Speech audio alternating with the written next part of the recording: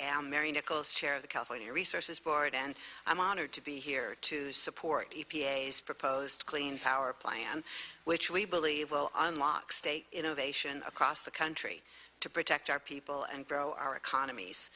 The framework proposed by EPA is a workable, practical plan that will cut carbon pollution along with other forms of pollution with a focus on increasing energy efficiency and the use of cleaner domestic energy sources. It provides an opportunity for a better future. This is the future that we are already working to create in California. Our success story has been one of bipartisanship. The 2006 California Global Warming Solutions Act was signed by our Republican former Governor Schwarzenegger, who appointed me to this position, and our Democratic Governor Jerry Brown, who has reappointed me and also, more importantly, has placed climate change at the core of his agenda, championing our enormously successful carbon market, ramping up green energy programs, and working nationally and internationally to spread solutions that will protect our vulnerable citizens, our extremely valuable agricultural industry, our coastline, and our forests against the already growing reality of climate change. Californians overwhelmingly support our board's efforts to move California towards cleaner and more efficient sources of energy and to address the grave threat that global warming poses to America and to the world. I'm here today to share some of our successes with you and to emphasize that EPA is using its Clean Air Act authority in the way that it was meant to spread success across the country and to encourage each state to develop its own plan to cut carbon pollution and to grow its economy.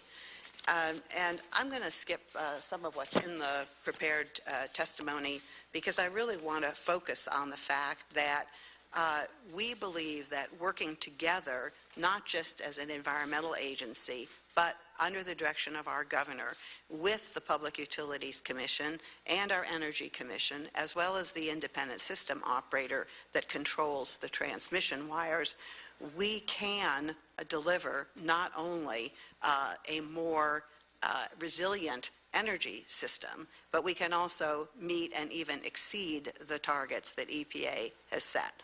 We're on track for a third of our state's energy needs to be met by renewable energy by the year 2020, and Governor Brown has established a goal of getting to 50% of our energy from renewable resources by 2030.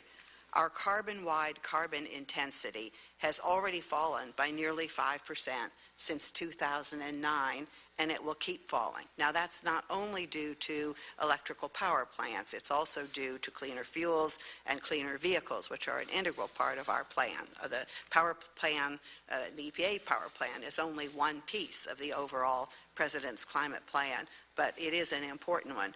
But the main thing I want to emphasize is that this is happening at the same time that California is prospering. We're growing jobs, we're growing our economy faster than the rest of the country. We have grown our jobs since the carbon market has gone into operation by 3.3%. Personal income and wages are up, again growing at rates well above the national average. Our electric power grid delivers power reliably, resiliently, and efficiently thanks to the continued stewardship of the transmission operators, and as Senator Boxer indicated, power bills are actually down. Californians pay the 9th lowest electricity bills in the country. States all across the country, and we do talk to many of our colleagues, are discovering that clean energy pays big dividends. For example, Oklahoma is on track to exceed its 15% renewable energy target for 2015 thanks to a very successful wind energy industry, a policy that has yielded billions of dollars in investment in that state and helped to cut pollution. And of course, California and Oklahoma alone. We know that Texas, often billed as our rival in many ways, leads the nation in wind industry. And many states in the Midwest, as well as the West and the South, are taking action to ensure their ratepayers and their citizens against risks to reliability that come from dirty and inefficient coal plants by replacing them with cleaner power and energy efficiency investments are being used, again, in states red and blue to cut power bills. We think that the Clean Power Plan will encourage states to take broader advantage of strategies that they're already using, saving money and invigorating economies across the country. And of course, to the extent that they choose to work together around their regional grids, they will do even better, because we all know that a regional approach will be more cost effective for all. As a result, we believe the net benefits of this plan amount to something like $48 to $82 billion in 2030, representing lives saved, 6 days avoided, and climate risks abated, as well as greater productivity, lower costs, and a more efficient and secure energy system. So bottom line is, Clean Power Plan builds on 40 years of Clean Air Act success, federalism, as the chairman indicated, and it now confronts us with an opportunity to address one of the most severe challenges of our time in a way that can also create new jobs and increase our energy security. Thank you very much. Thank you, Ms. Nichols.